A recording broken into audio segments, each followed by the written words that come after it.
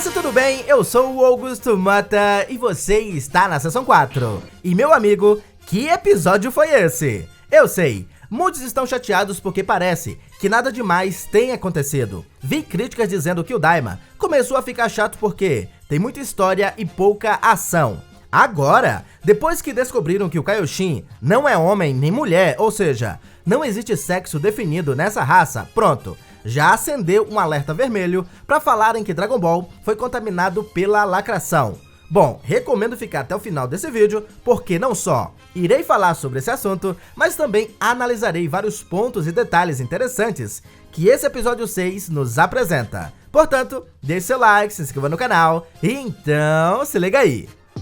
Você deve lembrar que no final do 5º episódio, a nave que o grupo estava acaba caindo. E aqui, galera, descobrimos que foi por excesso de carga, já que a Penzi levou vários acessórios como ferramentas e equipamentos para acampar. Coisas que certamente veremos eles utilizando ao longo dos episódios. O interessante é que o papel da Penzi, além de ser quem vai consertar as coisas, ela também, galera, por ser curiosa, é quem irá fazer as perguntas interessantes que serão respondidas ao longo da série, como: por que o Kaioshin é chamado de Supremo? E aqui o Goku explica que em seu universo ele é chamado e conhecido como Deus, e que o Kaioshin é o maior e o mais importante deles. E claro que não poderia faltar aquela piada, como tem acontecido em todos os episódios, né, galera? Lembra que no episódio 1 ao 5 o Goku só comeu? Claro que uma hora ou outra ele teria que liberar toda essa comida. E ver o Saiyajin indo cagar na moita me trouxe algumas memórias boas de quando eu era criança.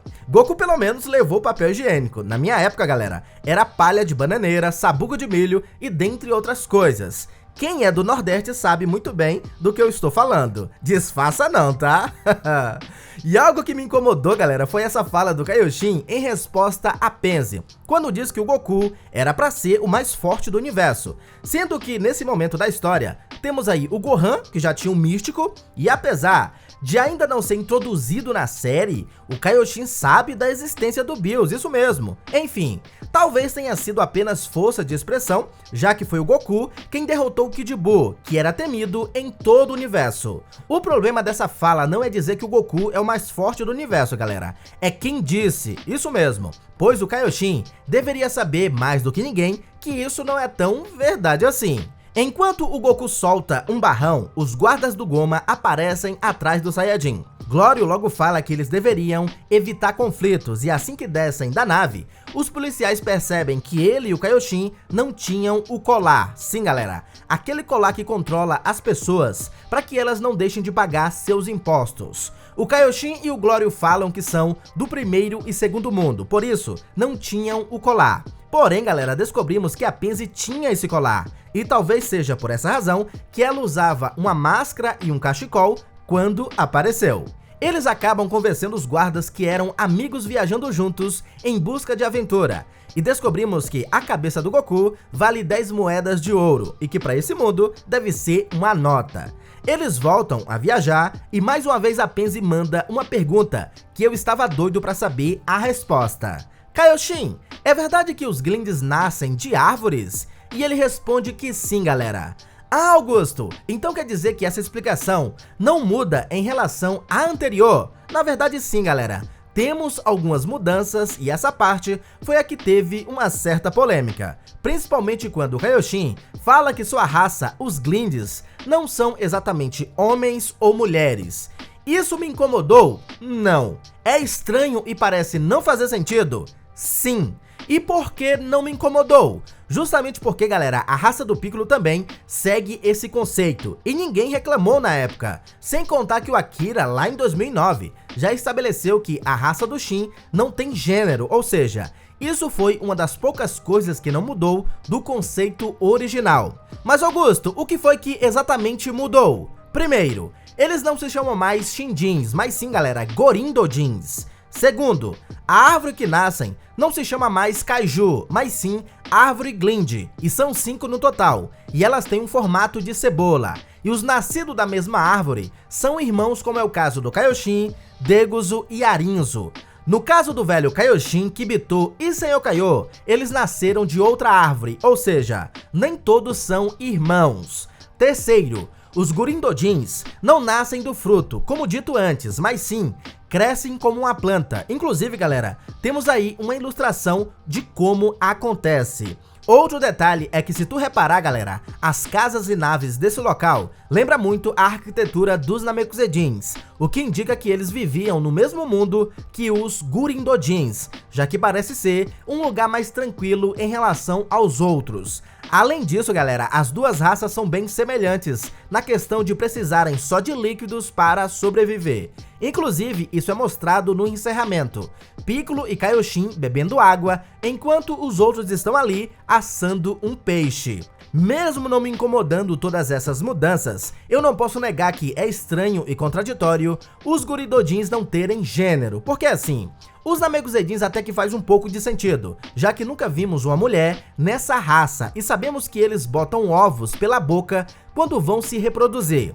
Mas no caso dos Gurindojins, por exemplo, a Kaioshin do Oeste já foi chamada de mulher na Daisenshu volume 7, depois corrigiram que ela na verdade parece uma mulher.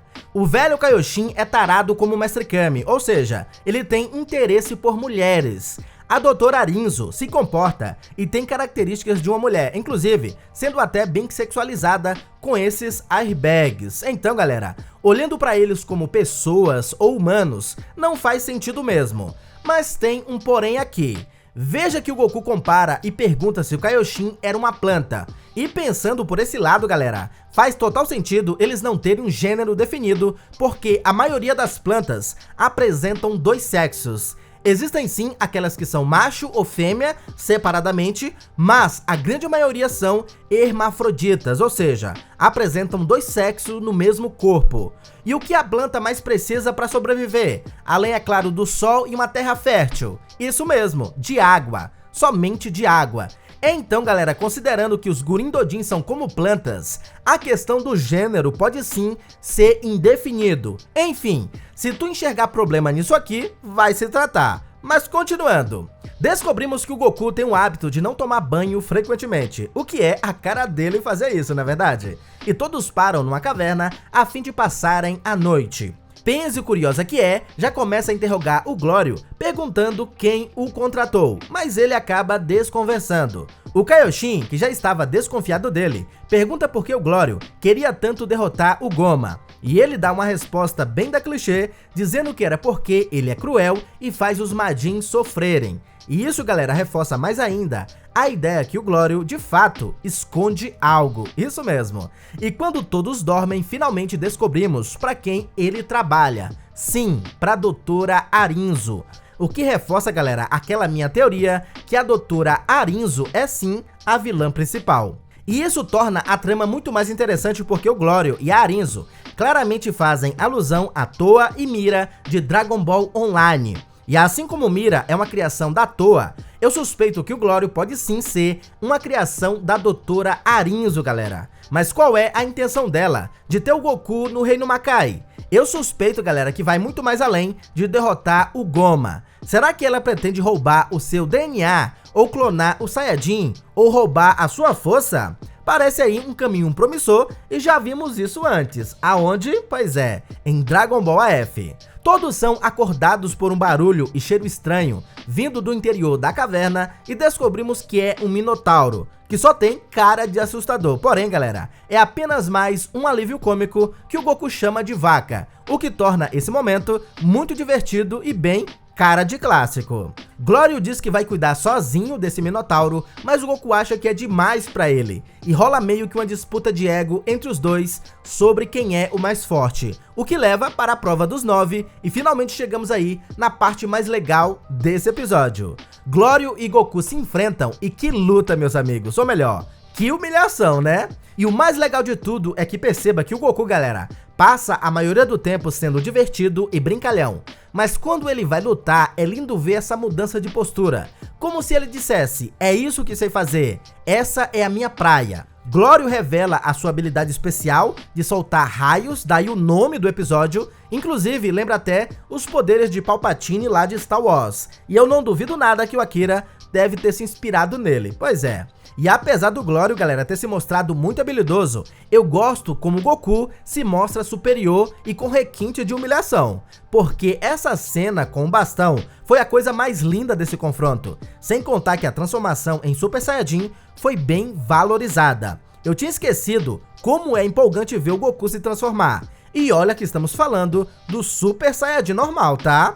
Essa cena dele rebatendo o ataque do Glório e logo em seguida rendendo o Majin é absoluto cinema. Goku, galera, facilmente vence esse combate, mas o que me intriga é o seguinte: Glório já sabia que o Saiyajin era mais forte, ou seja, esse combate foi mais pra ele ou alguém explorar as habilidades do Goku, como se ele estivesse sendo monitorado, até porque no final o Glório pergunta: tu tem outras habilidades especiais, Goku? Ou seja, Glório, galera, meio que criou uma desculpa pra lutar com o Saiyajin. É o que eu acredito. Outra coisa que me faz acreditar que o Glório é uma criação da Dra. Arinzo é quando a Penzi diz nunca ter visto aquele tipo de magia usado por ele. Enfim, as coisas têm ficado cada vez mais interessantes. Tivemos aí cenas da Terra com a Bulma finalizando o conserto da nave, mas acabou que ela não funcionou como devia. Eu só não entendi por que, galera, o Kibito não vai junto.